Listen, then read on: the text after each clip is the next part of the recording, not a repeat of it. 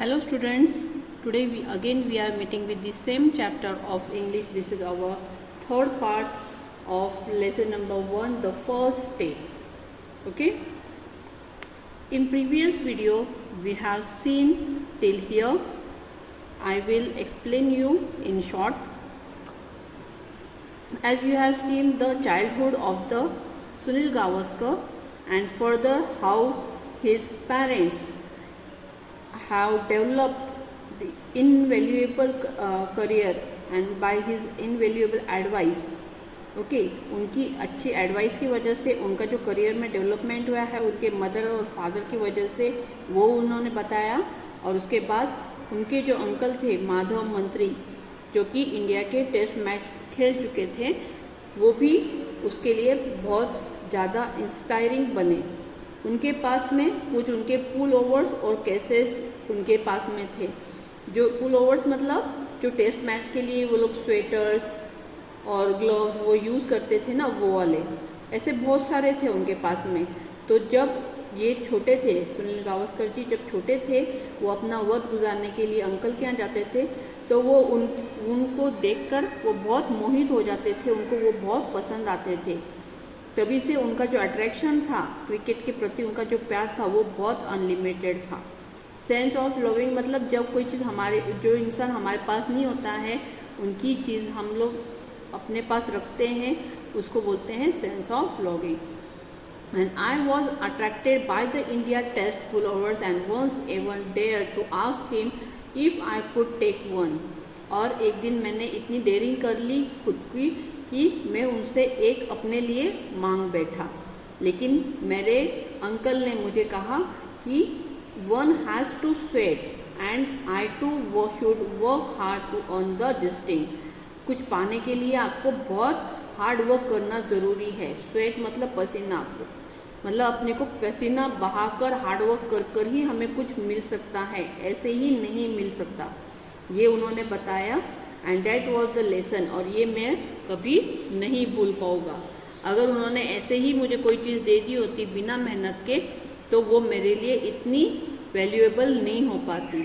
इसलिए उन्होंने कहा कि उसके लिए आपको खुद को कमाना होगा, आपको खुद को इस पोजीशन तक आना होगा हार्ड वर्क करके कि आपके खुद के पास में भी ऐसे पुल ओवर्स और केसेस रहे।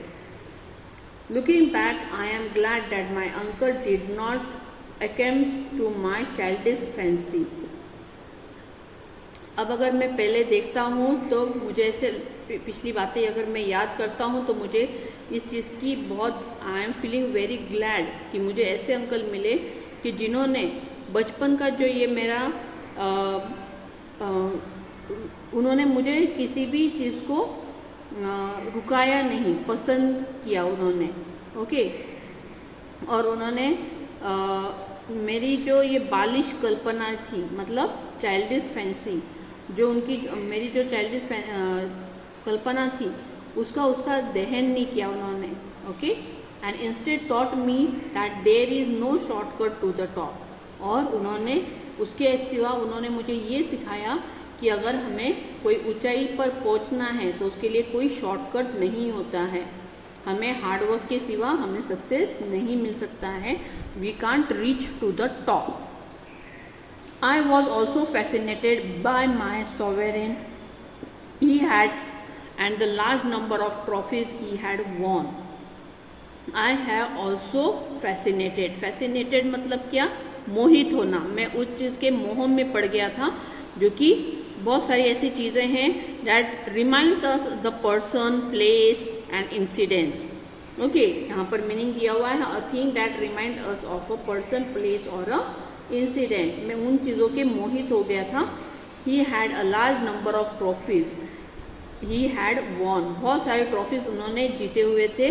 मैं उनके मोह में पड़ना मतलब उस चीज़ को इतना मुझे भी ऐसे चाहिए, इस चीज़ से उस मोह में पड़ गया वो। What I like most in the stump bearing the autographs of 1952 India and England teams and I love to linger over the autographs of every player. मतलब मैं हर किसी के ऑटोग्राफ लेना पसंद करता था जो कि स्टंप पर दिए जाते थे। 1952 इंग्लैंड की जो टीम की जो ऑटोग्राफ्स थे उनके टीम के, वो मैं लेना चाहता था। और उस चीज़ में मैं इतना मैं रुकना नहीं चाहता था, मैं पसंदीदा बनना चाहता था और उन लोगों के ऑटोग्राफ्स मैं लेना चाहता था। मैं हर उस प्लेयर के लिए रुकना चाहता था, उनको रुकना पसंद करता था कि मुझे उनके ऑटोग्राफ्स मिले। Right from the beginning I wanted to become a batsman. Starting से ही मुझे बैट्समैन बनना बहुत पसंद था, और अगर मेरी विकेट गिर जाती थी, मतलब अगर मैं आउट हो जाता था, तो ये मुझे बिल्कुल भी पसंद नहीं था। नहीं पसंद होना मतलब I hated, and this became such an obsession with me that if the rest of the boys ever got me out, I would fight and eventually walk home with the bat and the ball. कोई चीज़ से मैं इतना पक्का हो गया था कि मुझे ही बैटिंग चाहिए, मैं आउट नहीं होना चाहिए।